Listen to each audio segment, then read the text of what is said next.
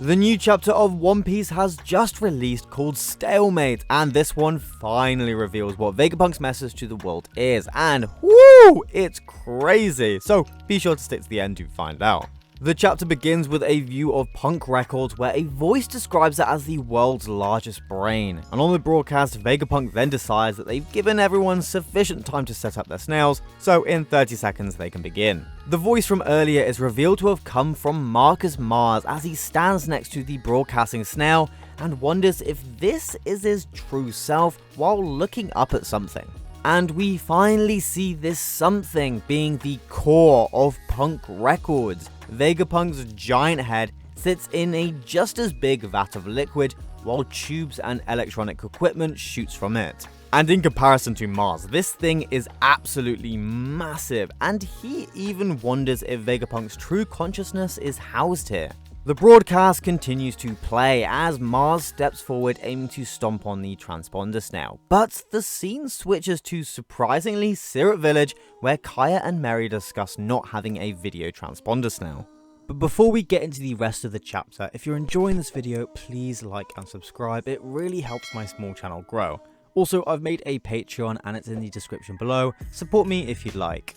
The visual transponder snail is just too big to have, so they sit around the voice snail alongside the old Usopp pirates. And also Kaya, who looks so much older and healthier now, talking about Vegapunk's history in the medical field.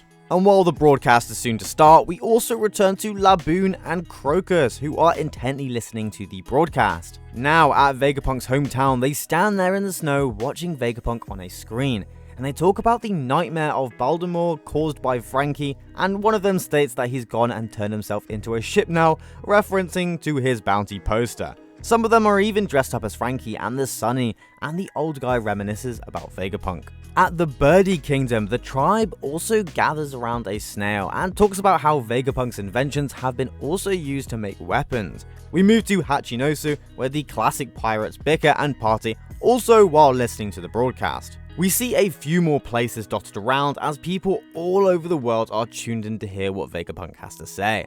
But back to Egghead, we see Mars's foot having crushed the snail, but it was just a shell and broke apart, revealing just a normal snail underfoot.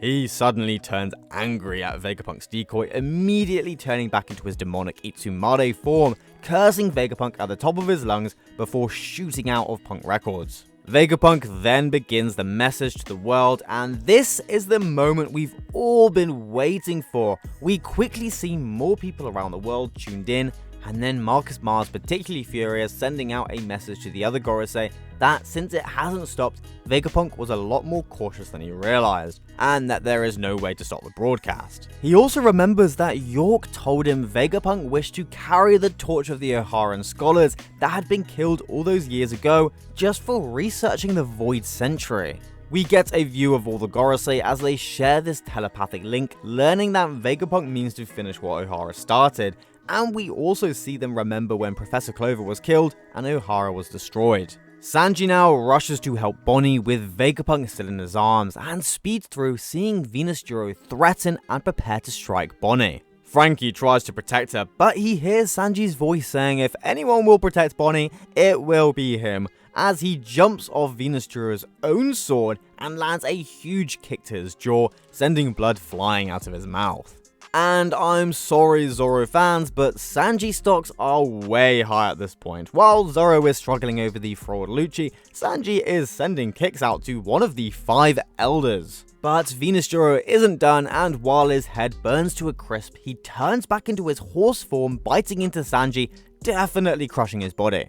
Bonnie calls out for Sanji, and the giants Uemo and Kashi jump in, tackling Venus Juro, who then lets go of Sanji. And all of this is happening while Vegapunk's broadcast is still playing, where he reveals that he has in fact committed 2 grave sins. But before that, Atlas grabs Vegapunk's body, and Bonnie then uses her distorted future power to suddenly turn into a giant version of herself, jumping up above Venus Juro, who is held down by the giants. And her form is very reminiscent of Luffy's giant form, but this time I think she's actually using a future where she's a giant rather than copying one of Nika's powers. And while Bonnie starts to come down on Venus Juro, we hear Vegapunk say that he'll soon be executed for those crimes, revealing that this broadcast would only come on if his heart stops beating. The people around the world are suddenly shocked at this revelation as they speculate if that means he's dead.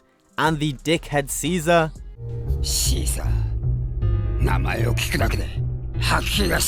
is also angry at his death, and we also see Big News Morgan, who is just mad he's using a broadcast and not newspapers. Vegapunk continues saying not to assume those who strike him down are evil regardless of who they are, and doesn't intend to discuss right from wrong. While he's speaking, we do get a glimpse of Saturn having arrived on the Labo phase, confronting the rest of the Straw Hat crew. Nico Robin recognizes the monster as Saturn from her past, and he too recognizes her. Nami straight away looks to Robin, and suddenly Saturn attacks, but the Straw Hats immediately jump in, protecting her at all costs. They each use their power to deflect Saturn's attack, and Usopp just fires a pebble. At least he's trying, you know? We love Usopp for that. Vegapunk on the broadcast continues, and Venus Juro flies above Egghead, saying it's futile and he can't sense any unique telepath waves. York is also frustrated at the fact she can't help, and the broadcast, Vegapunk begs the viewers to listen to what he has to say.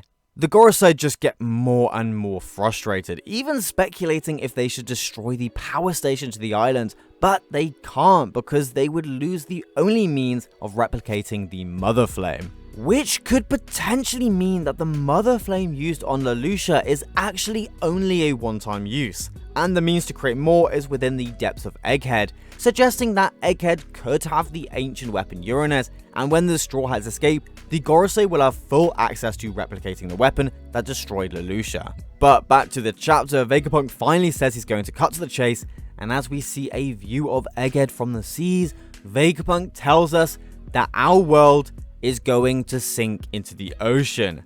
And with that reveal, the chapter ends there. Oh my god! Okay, it's happening! Everybody stay calm! What's the procedure, everyone? What an insane chapter! My mind is just completely blown. Every single chapter of One Piece is just another insane revelation, with the story continuing to ramp up to astronomical levels. But in regards to what the broadcast said, Vegapunk's message is that the entire globe will be flooded underwater, and this is most likely a reference to the ancient tale of Cataclysm, which is represented in several mythologies. In these myths, it is typical to believe that the cleansing was a punishment from the deities for the human race's repeated transgressions, and that only a few chosen ones would survive the Earth's complete submergence. But the question is also how the world will be flooded. Maybe it has something to do with Lelouch and potentially Enies Lobby when the sea levels rose. And if the Gorosei gets unrestricted access to the Mother Flame, they could make the sea level rise however they please. However, it could also be a completely natural phenomenon that has nothing to do with any ancient weapon, and we'll just have to find out in the next chapter. It's now coming to the end of the video, and I just wanted to say thank you so much for watching. I'm so happy you stopped by. My channel is steadily growing, and I'm amazed at the support I'm getting, and I also have a Patreon now, so feel free to support me however you like. The link will be in the description, and I will shout out names at the end of each video. Thank you again, please like and subscribe, and I'll see you in the next video.